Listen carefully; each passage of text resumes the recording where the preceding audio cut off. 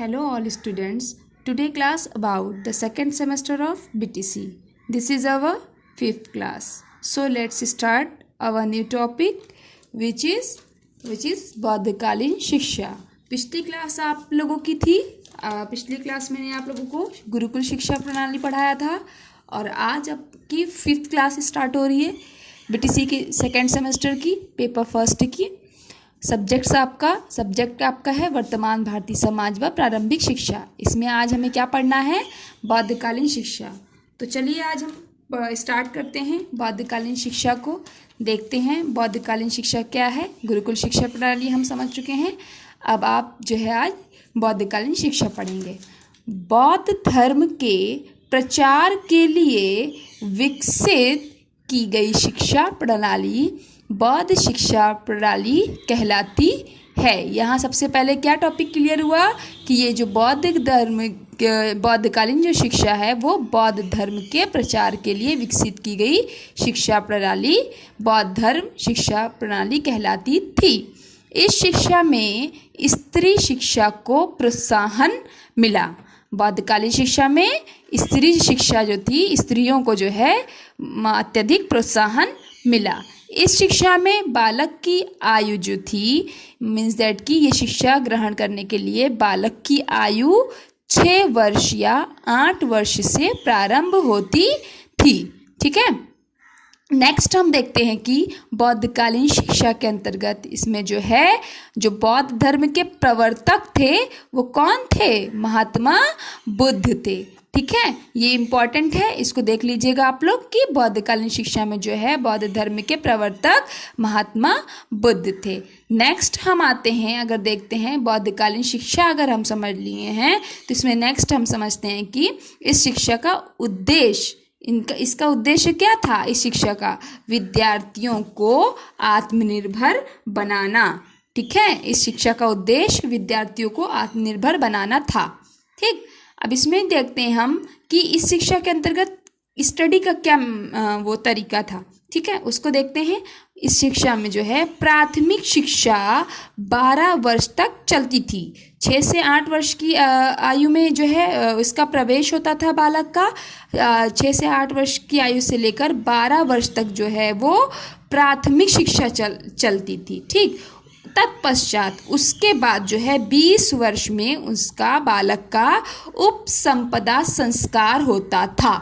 20 वर्ष में जो है बालक का उपसंपदा संस्कार होता था. अब हम यहाँ ये समझेंगे, आप ये समझिए उपसंपदा क्या है. आप पूछ सकते हैं ना कि मैम जो है उपसंपदा संस्कार क्या है. तो उपसंपदा संस्कार जैसे कि इसमें बालक जो है वो बौद्ध संघ का पूर्ण रूप से स्थायी सदस्य बन जाता था. इसमें जो है बालक बौद्ध संघ या बौद्ध मठ का जो है पूर्ण रूप से स्थायी सदस्य बन जाता था.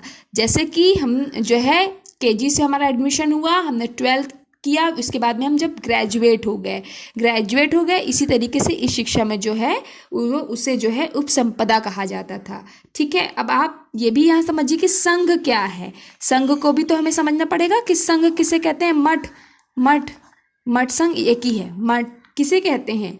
जैसे मठ का अर्थात ये होता है कि ऐसे संस्थानों से है जहाँ बौद्ध धर्म के गुरु जो है वो अपने शिष्य को शिक्षा तथा उपदेश आदि प्रदान करते थे. मीन्स दैट कि एक ऐसी जगह जहाँ बौद्ध धर्म के जो गुरु हुआ करते थे वो अपने शिष्य को शिक्षा और जो है उपदेश दिया करते थे. वो वैसी जगह क्या कहलाती थी? मठ या संघ कहलाती थी. ठीक है, इसके बाद में क्या होता था, इसमें जब एंट्री होती थी, जब प्रवेश बालक लेता था बौद्धकालीन शिक्षा में, तो हमने ऊपर आपको बताया कि 6 से 8 वर्ष की आयु में बालक का जो है प्रवेश होता था.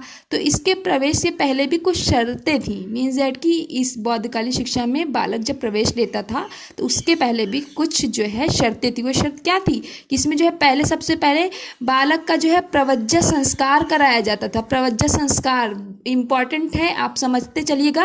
प्रवज्जा संस्कार जो है इम्पॉर्टेंट है. क्या है प्रवज्जा संस्कार?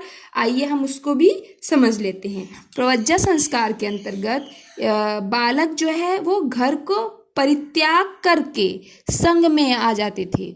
बालक जो है परिवार को त्याग दे देते थे और किसमें आ जाते थे, संघ मठ, जो मैंने आप लोगों को भी जिसका अर्थ जो है बताया, उसमें जो है बालक आ जाते थे।